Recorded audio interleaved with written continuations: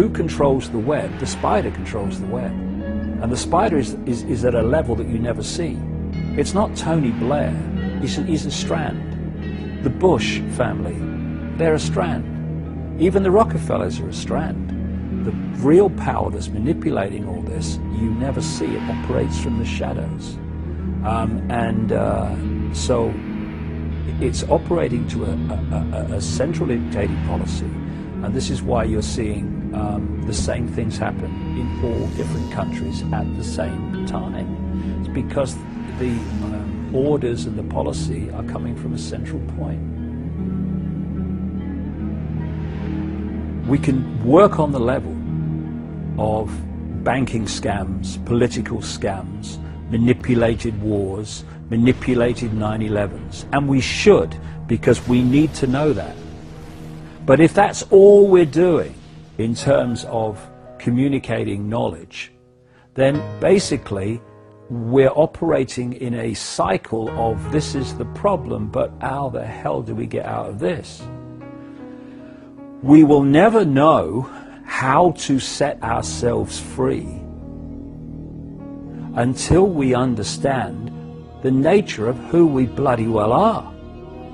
How do you set yourself free when you don't even know you are?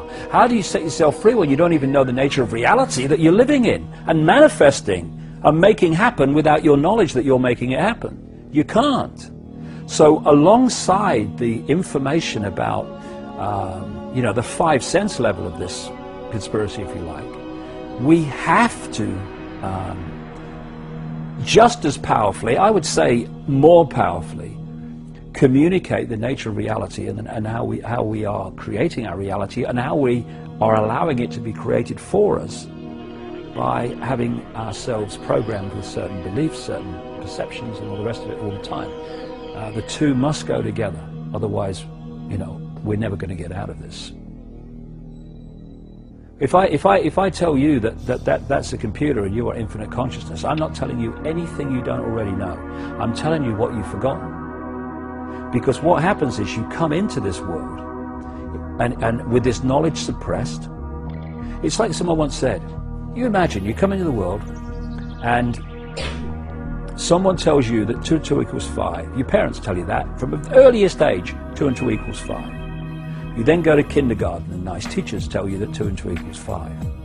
You then go to school and teachers at junior school, senior school, they tell you 2 and 2 equals 5. By now, all your mates who've been through the same system, they're telling you 2 and 2 equals 5, and if you say it equals 4, they laugh at you.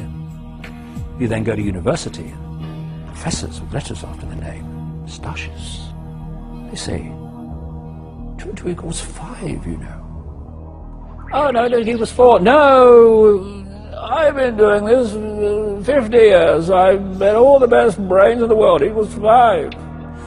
That boy will not go far. And then you turn the telly on, and someone's going, good evening, 2 and 2 equals 5. Now the weather, right? There's a good chance that you'll go through the whole of your life believing 2 and 2 equals 5, but it still equals 4. And what this information about the nature of reality is doing, basically is saying, do you remember 2 and 2? 4. Oh, yes! And this is why this has such an impact on people. When they hear it, something goes, this is true. This is true, because they're remembering it. We are in a world in which the vast majority of the population is in an amnesic state. They are in a hypnotic trance because they have been implanted with false information about themselves and the world ever since they arrived.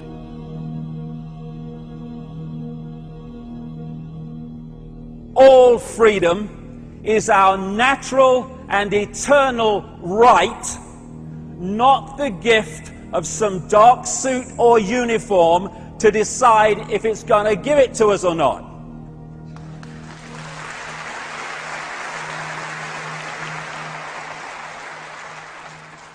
And so this is also not a day for being intimidated and frightened by this big brother crap.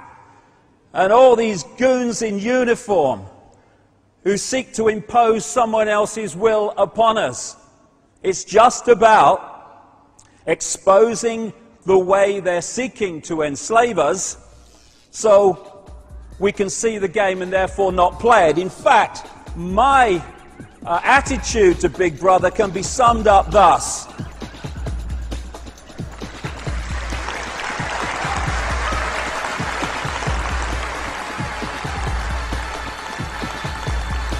Oh, Big Brother, oh my God! God, sod that for a lark.